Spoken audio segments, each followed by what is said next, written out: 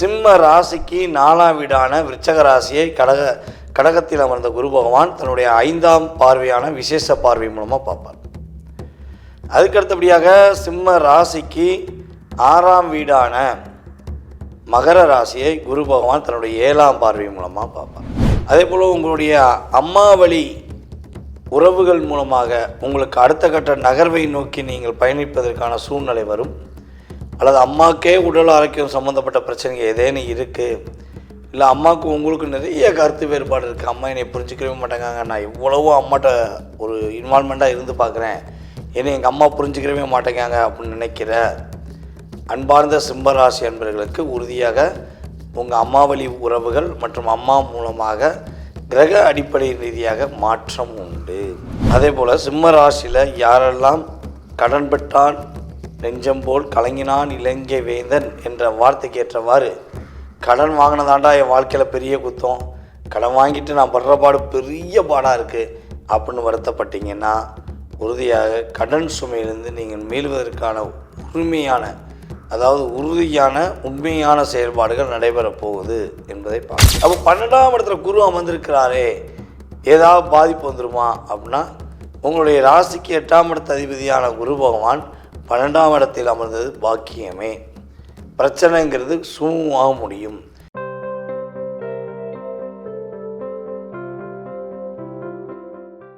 பக்தி இன்ஃபோ நேர்கள் அனைவருக்கும் எனது இனிய வணக்கம். நான் உங்கள் டிஜே சுந்தரபாண்டி, சிவகாசியிலிருந்து. நேர்களே, தற்போது நம்ம பார்க்க போகிற ஒரு மிகப்பெரிய ஒரு முக்கியமான விஷயம் என்னென்னா, குரு பகவான் மிதுன ராசியிலிருந்து கடக ராசியை நோக்கி அதிசாரமாக இந்த மாதம் 18ஆம் தேதி, அதாவது ஆகஸ்ட் மாதம் 18ஆம் தேதி பயணம் செல்கிறார். அப்போ இந்த குரு பகவான் அதிசாரமாக போகிறாருன்னா என்ன, அதோடைய விளக்கம் என்ன அப்படின்னா, குரு பகவான் பார்த்திங்கன்னா எப்போயுமே ஒரு ராசியில் ஒரு வருஷம் நிரந்தரமாக இருப்பார். சில நேரங்கள் என்ன பண்ணுவார்னா வக்கரமாகி ரிவர்ஸில் வருவார். பல நேரங்களில் என்ன பண்ணுவார்னா பட்டுன்னு கொஞ்சம் முன்கூட்டியே நடந்து போவோம் அப்படிங்கிற மாதிரி கொஞ்சம் வேகமாக ஒரு ராசியை விட்டு கடந்து கொஞ்ச நாள் இருந்துட்டு திரும்ப ரிட்டர்ன் வருவார். இதுதான் அதிசாரம் அப்படின்னு சொல்லுவோம். அப்படி பார்க்கும்பொழுது மிதுன ராசிக்குள்ளே கடந்த மே மாதம் நுழைந்த குரு பகவான் தற்போது அதிசாரமாக கடக ராசிக்குள்ளே இந்த மாதம் ஆகஸ்ட் மாதம் 18ஆம் தேதி உள்ளே நுழைகிறார். அப்போ கடகராசிக்குள்ளே நுழைவதனால் என்னென்ன மாற்றங்கள்லாம் ஏற்பட போகுது, இந்த குருவின் பார்வை ஒவ்வொரு ராசிக்குமே பல மாற்றத்தை ஏற்படுத்தும். இப்போ பார்த்திங்கன்னா கடகராசிக்குள்ளே அவர் நுழைஞ்சு அவர் ஒரு தன்னுடைய 5ஆம் பார்வையாக விருச்சக ராசியினுமே பார்ப்பார். அதுக்கடுத்து பார்த்திங்கன்னா தன்னுடைய 7ஆம் பார்வையாக மகர ராசியை பார்ப்பார். தன்னுடைய 9ஆம் பார்வையாக டைரெக்டாக பார்த்திங்கன்னா மீன ராசியை பார்ப்பார், தன்னுடைய ராசியவே பார்ப்பார். அப்போ மீனத்தில் சனி பகவான் என்ன பண்ணுறாரு, வக்ரமாகி உட்காந்துருக்காரு. இந்த வக்ரம் அப்படிங்கிறது பார்த்திங்கன்னா பல பேரை பாடாப்படுத்த வேண்டிய சூழ்நிலையெல்லாம் எல்லா ராசிக்காரங்களுக்குமே ஏற்படுது. அப்படி பார்க்கும்பொழுது இந்த குரு பார்வை மூலமாக சனி பகவானுடைய கொஞ்சம் அந்த வக்ர நிலையில் உள்ள தாக்கம் குறைவதற்கான வாய்ப்பு உண்டு. அப்போ இந்த ஆகஸ்ட் 18ஆம் தேதியிலிருந்து டிசம்பர் மாதம் 5ஆம் தேதி வரையும் நம்மளுடைய குரு பகவான் கடகராசிக்குள்ளே இருப்பார். டிசம்பர் மாதம் 5ஆம் தேதிக்கு மேலே என்ன பண்ணுறாருன்னா மறுபடியும் ரிவர்ஸில் வக்ரமாகி மிதுன ராசிக்குள்ளே நுழைஞ்சிருவார். ஸோ இந்த காலகட்டங்களில் உங்களுடைய வாழ்க்கையில் இந்த குரு அதிசார பலன்கள் மூலமாக என்னென்ன மாற்றங்கள்லாம் ஏற்பட போகுது, என்னென்ன விஷயங்களில் ஒரு முன்னேற்றம் ஏற்பட போகுது அப்படிங்கிறத பார்க்க போகிறோம். வாங்க வீடியோக்குள்ளே போகலாம். சிம்ம ராசி நேயர்களுக்கு குரு பகவான் அதிசாரமாக ராசிக்கு 12ஆம் இடமான கடக ராசியில் அமர்ந்து என்னென்ன மாற்றங்களை கொடுக்க போகிறார், சிம்ம ராசிக்கு எத்தனாம் வீடுகளை குரு பகவான் கடகராசியில் அமர்ந்து பார்க்க போகிறார் என்று பார்க்கும்பொழுது, சிம்ம ராசிக்கு 4ஆம் வீடான விருச்சக ராசியை கடகத்தில் அமர்ந்த குரு பகவான் தன்னுடைய 5ஆம் பார்வையான விசேஷ பார்வை மூலமாக பார்ப்பார். அதுக்கடுத்தபடியாக சிம்ம ராசிக்கு 6ஆம் வீடான மகர ராசியை குரு பகவான் தன்னுடைய 7ஆம் பார்வை மூலமாக பார்ப்பார். அதுக்கடுத்தபடியாக சிம்ம ராசிக்கு 8ஆம் வீடான நம்முடைய மீன ராசியை குரு பகவான் தன்னுடைய 9ஆம் பார்வை மூலமாக கடகராசியிலிருந்து பார்க்குறார். அப்போ இங்கே 4ஆம் இடம் 6ஆம் இடம், 8ஆம் இடம். இந்த 3 பாவக அடிப்படைகள், பாவகங்கள் இயங்கப் போகிறது அடிப்படையில் என்பது பார்க்குறோம். அப்போ 4ஆம் இடம் அப்படின்னு சொல்லும் பொழுது புதிய வீடு மனை வாங்குவதற்கான வாய்ப்புகள் உண்டு, அல்லது ஏதாவது வீடு ஆல்ட்ரேஷன் பண்ணுவதற்கான சூழ்நிலைகள் உண்டு. வீடு ரொம்ப நாளாக கட்டணும் முயற்சி எடுக்கிறேன், முயற்சிகளில் பல தடை வருது அப்படின்னு நினச்சிங்கன்னா கண்டிப்பாக கட்டிடுவீங்க. அதே போல் வீடு ஆல்ட்ரேஷன் பண்ணணும், ரொம்ப வருஷமாச்சு பெயிண்டிங் பண்ணி ஒற்றை அடித்து செஞ்சு அது இதுன்னு சொல்லி சின்ன சின்ன வேலைகள் கூட பார்க்கலங்க, வீடு கட்டினதோடு அவ்வளோதான். ஒரு ஆல்ட்ரேஷன் வேலை பார்க்க நினைக்க காசு கிடைக்க மாட்டேங்கி, ஒரு ஆல்ட்ரேஷன் பண்ணோம்னா நல்லாயிருக்கும் அப்படின்னு எதிர்பார்க்குறேன் அப்படின்னு நினைக்கிற நம்மளுடைய சிம்ம ராசினியர்களுக்கு உறுதியாக அதற்கான செயல்பாடுகளை குரு பகவான் செயல்படுத்தி கொடுப்பார், கோச்சார கிரகங்கள் ரீதியாக என்பது உண்மை.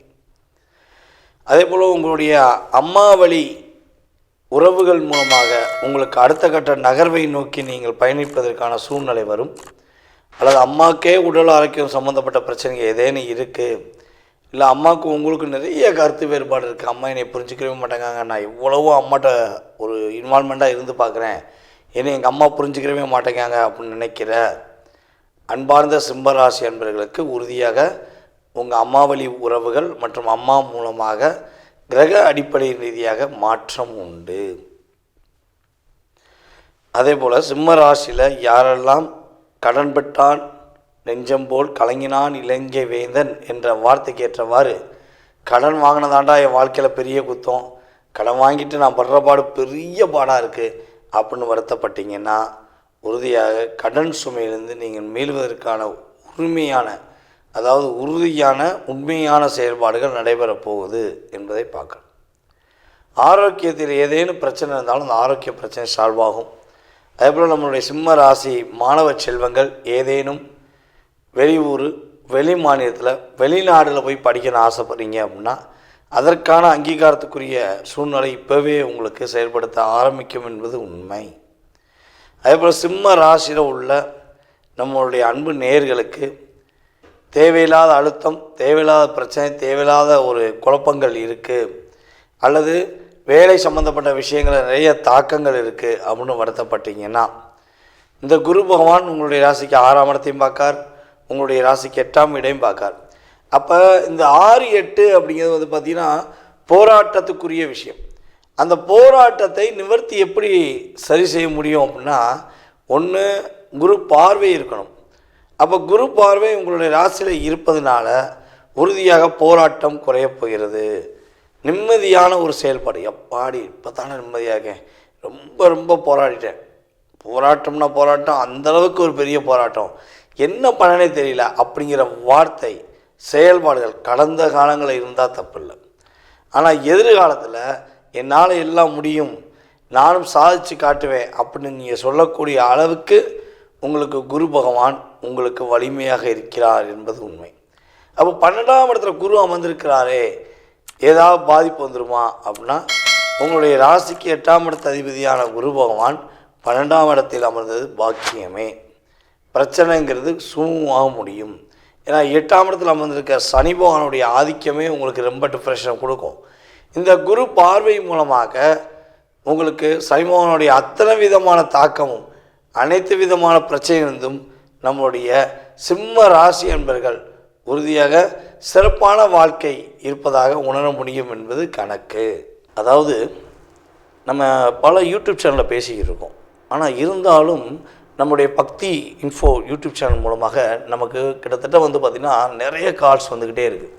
நம்ம தமிழ்நாட்டில் மட்டும் கிடையாது, இந்தியாவில் மட்டும் கிடையாது, வெளிநாடுகள்லேருந்து பல நாடுகள்லேருந்து நமக்கு கால்ஸ் வந்துக்கிட்டே இருக்குது. சார் நீங்கள் சொன்ன மாதிரி எனக்கு கரெக்டாக இருந்துச்சு, நீங்கள் சொன்ன மாதிரி தான் எனக்கு நடந்துச்சு, சனி பயிற்சி வீடியோ எடுத்துக்கோங்க, குரு பயிற்சி வீடியோ எடுத்துக்கோங்க, ராகுகேது பயிற்சி வீடியோ எடுத்துக்கோங்க.